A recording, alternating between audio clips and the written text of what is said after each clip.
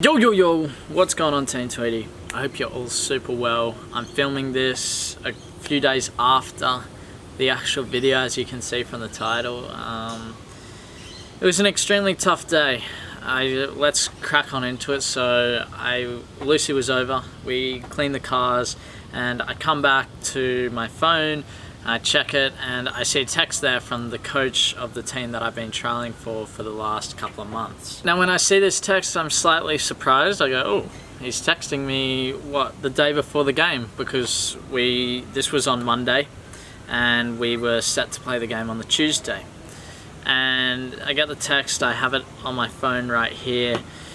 It's basically saying he wanted to let me know that they've signed another player instead of me and they won't be needing me for this season, and then offered a phone call to give advice and any feedback if I wanted it. I said yes, 100%. That's what I want. If you fail, if you don't make it into a team, if you get rejected, whatever you want to call it, you should always ask for feedback. And sometimes coaches don't tell the truth. I can kind of get a vibe. I've been rejected so many times in my life. I really can understand and read coaches a lot better than I used to. So, there were times where I'll never forget one team where they said, technically you're better than some of the players we've picked, but you're just not big enough. And, I don't think that was necessarily true, looking back on it. At the time I believed it, and I think it's because maybe the coach didn't want to put me down or whatever it was.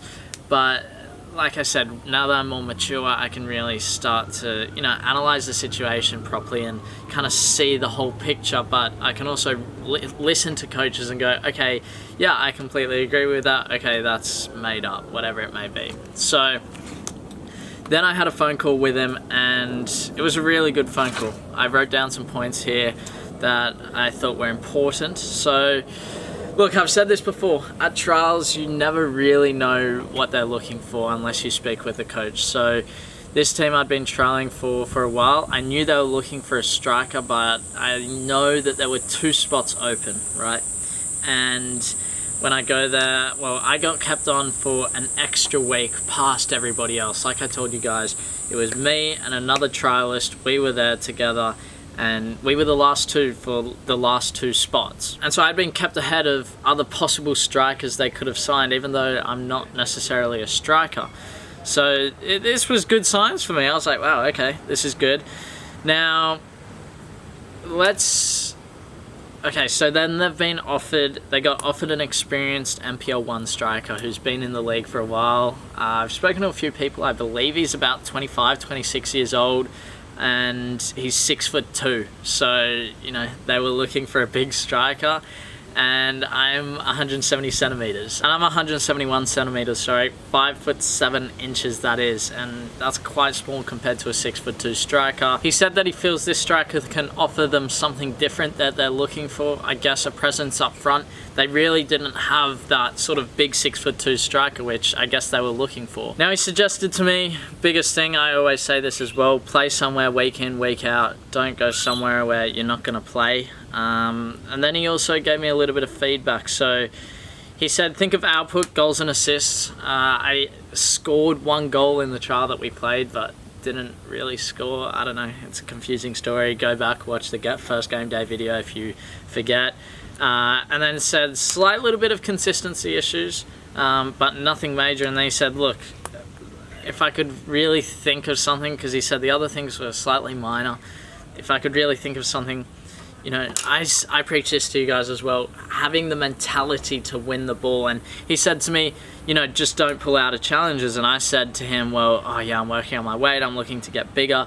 And I absolutely loved this. He said, it's not always about getting bigger, it's about the mental side of it as well, in wanting to win the ball. And I love that, because so many coaches out there go, well, you got to be big if you want to make a tackle.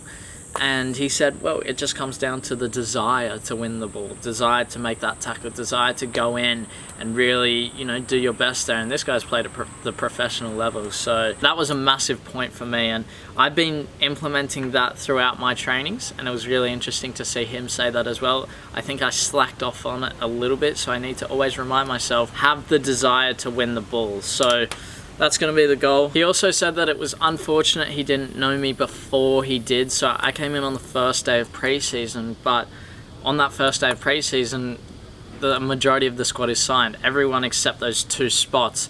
And he said it was unfortunate he didn't know me because I would have been a good run for my money against some of the players he had already signed.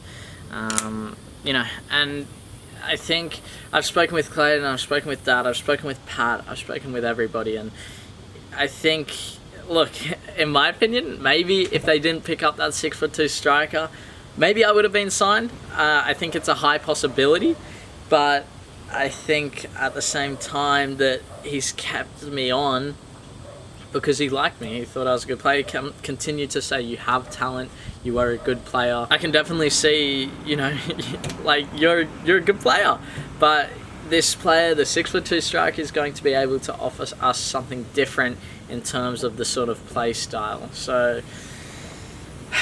it's unfortunate. He also went on to say that he's going to do his best to speak to other clubs to try and get me a position at maybe a lower level, MPL 2, which is 1 step down from the MPL 1. And look, I think he's genuine. The kind of vibe that I get from it is that, like, if I had to make some sort of thing up about how I feel and see the situation, it's almost like he's bought me as a player, I feel, and now he's putting me out on loan for the year. And if I do well on loan, then he's definitely going to have a look at me for next season, or even possibly a mid-season transfer if a spot opens up. So yeah, that's like, obviously that's not true because you can't buy players and you can't put players out on loan, even in Australia. I think only in the A-League you can. But that's the sort of, if I had to explain it in a way that I feel is how it is, that's how I see it. So yeah, it is unfortunate. We still have the other team we're trying for an MPL 1. It's not easy. Rejection is always hard. I think the biggest thing, I had that day to pretty much just dwell on the situation and kind of, you know, let my thoughts roam and everything. By the day after, I made sure that, you know, I found the benefits in the situation. I always say this. I want to read something that Alex Hayes put up on Instagram. It was on his story. This is what I always say to you guys, and I always say, find the benefits, find the positives in every situation in life if you perceive it as a negative. And Alex put up on his story, the only thing you sometimes have control over is perspective. You don't have control over your situation, but you have a choice about how you view it. And if you view it as a benefit, like, you know, no one wants to be dropped, but if you can view it as a positive and a benefit, then you're going to pick yourself up and you're going to keep going and pick up where you left off, and you're not going to stay here, but you're going to go there. So we're going to hand the mic over to Papa Tweedy, see what he thinks about the situation. He may repeat some of the things that I say, but I think, you know, I've pretty much covered it all. It'll be good to hear from a different point of view, different person. So let's speak to Papa. Right, so Papa Tweedy, the man. Yep. It was a tough day on, what was it, Monday? Disappointing, yeah. Yeah, it's one of those ones where you can't really do much more. No, I think I have two, now that I've had time to think about it, I've got two reactions to issues to talk about. One of them is, what do you do about it personally, moving forward? And that's really clear. You're going to set yourself up to try and be a professional footballer. There's going to be rejections. I mean, I remember your mentor used to talk about how are you going to react in 5 years' time when you get into some superstar club and you're on the bench. There's always rejections. They might be at the selection process, they might be whether you're on the bench, whether you're in the squad. You've got to be able to deal with that and move forward and just put it behind you. So, like you said to me on the day, you get really distressed about it briefly because that's a human emotion. It's a bit like going to a funeral, really. You get really upset about it and then you got to move on. No. Life goes on. But the second fundamental question that you always have to ask yourself, and inevitably you do, is, does this mean I'm not good enough? And you try and examine the situation, and we've talked a bit about it. is this coach rejected me because he thinks I'm not good enough? So there's a few things I'd say about that. The first one is, even if the coach said to you, you're not good enough, that doesn't mean you're not good enough, because it's very subjective. Yeah. One coach might think you're not good enough and the next coach might think you're wonderful. I agree. It's a matter of finding the coach that likes you. To So many some extent. times that's happened in my career. Yeah, absolutely. And I think it happens to everybody. You're going really well, you go to a new club and the coach doesn't like you anymore. It's subjective. There's no science about selecting players. But in this particular case, firstly, you can never really be sure that they tell you the truth. Yeah, I said Right? A lot of the times coaches are going to say nice things to you when they just think that you're no good. However, in this case, after everything you've told me about it, I don't think that's the case, for a number of reasons. One is, man, they kept you there for a long time. They wouldn't have done that if they thought you were rubbish. They would have got rid of you after a week or two. No. They kept you there for a long time, a lot of training sessions, so they obviously had a real good look at you, which means they weren't sure for quite a while. Secondly, the story that he told you about they've signed a big striker is credible. It makes sense. And the other thing is that we know that he has recommended you to some other clubs. Yeah. That's really clear, and he wouldn't have done that if he thought you were rubbish. So I think it's really encouraging. I think you've now been to 2 NPL 1 clubs. 3. Well, 2 where you've missed out. Yeah. And both times it seems like they've given you a clear message that you are good enough, they just didn't have the right spot for you. Wrong time, wrong place. Some people may look at that and go, well, don't you just take the hint you're not good enough? But no. I think football's not like that. It's... And I think you are. I think the messages you're getting are that you're good enough. You got to keep at it. Yeah. So, look, that's going to be the vlog. It's shorter one. Well, not shorter, but less kind of stuff going on. More of a announcement, I guess. But more exciting things to come in the future. Absolutely. Clubs to trial for. You know, I'm putting heaps of texts and talking to people.